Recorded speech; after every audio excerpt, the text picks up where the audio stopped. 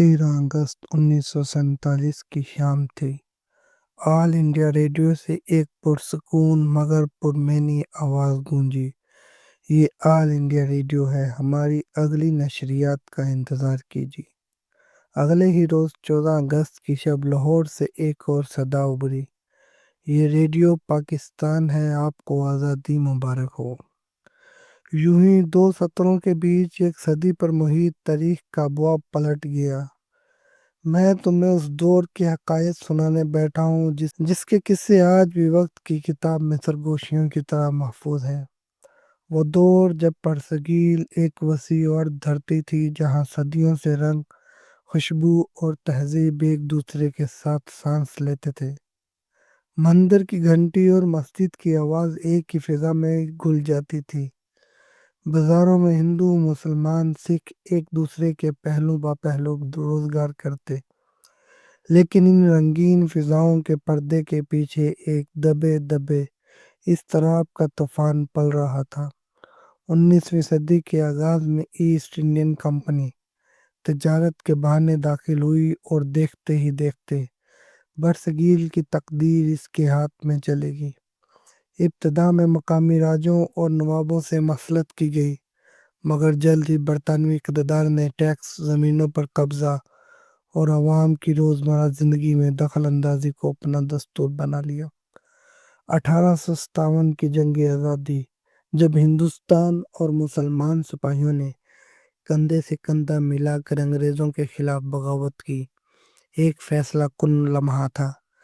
दिल्ली से झांसी और कानपुर से लखनऊ तक आज़ादी की चिंगारें भड़की, मगर अंजाम में ये शोला लहू में डूब गया।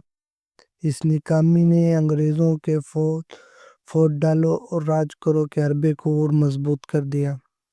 मुसलमान इस शिकस्त के बाद सबसे ज़्यादा मुतासर हुए।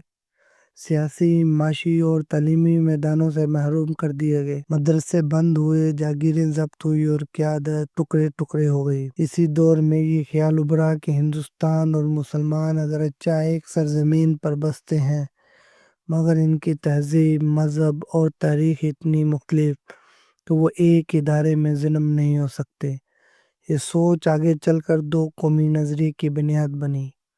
19वीं सदी के अव्वल आखिर में इंडियन नेशनल कांग्रेस वजूद में आई, मगर मुसलमानों को खदशा था कि इनकी आवाज़ इसमें दब जाएगी।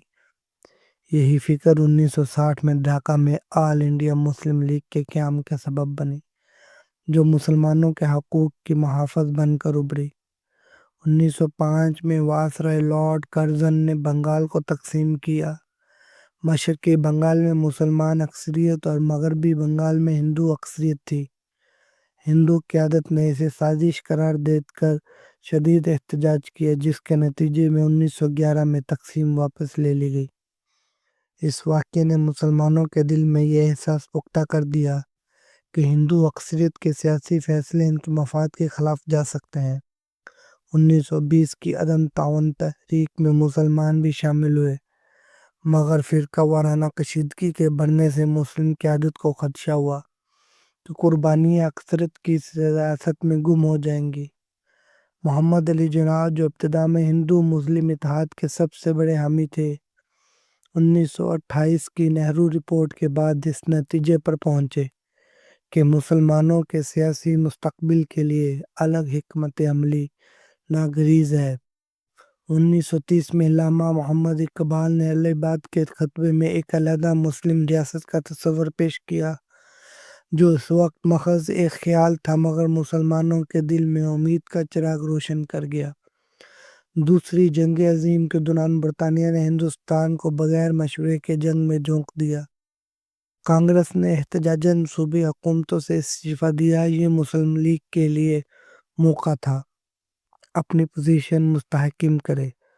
1940 में लाहौर के मंटू पार्क में करारदाद लाहौर पेश की गई, जो बाद में करारदाद पाकिस्तान कहलाई और मुस्लिम लीग एक नाकाबिले नज़रअंदाज कुव्वत बन गई। 1947 में लॉर्ड माउंटबेटन ने बरसगील की तकसीम का मंसूबा पेश किया। पाकिस्तान के हिस्से में पंजाब के मगरबी अजला, बंगाल का मशरक़ी हिस्सा, सिंध, सरहद और बलूचिस्तान है।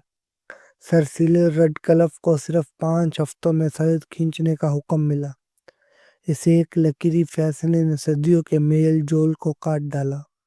گاؤں گاؤں فیصلے ہونے لگے، کوئی کہتا ہمیں پاکستان جانا ہے، یہاں اب محفوظ نہیں، کوئی کہتا ہم ہندوستان میں رہیں گے۔ یہ فیصلے گھر، زمین، کھیت، دکان اور آباء و اجداد کی یادوں سے بچھڑنے کا مترادف تھے۔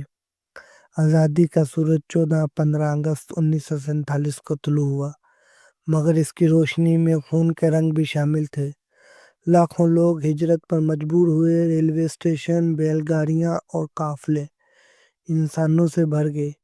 ٹرینیں لاشوں سے بھری واپس آتی ہیں۔ اندازہ ہے کہ 1 کروڑ سے زیادہ لوگ بے گھر ہوئے اور 10 سے 15 لاکھ جانیں ضائع ہوئیں۔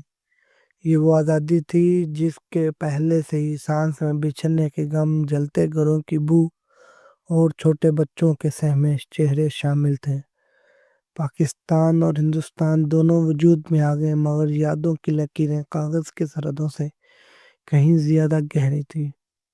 تمام پاکستانیوں کو یوم جشن آزادی مبارک ہو۔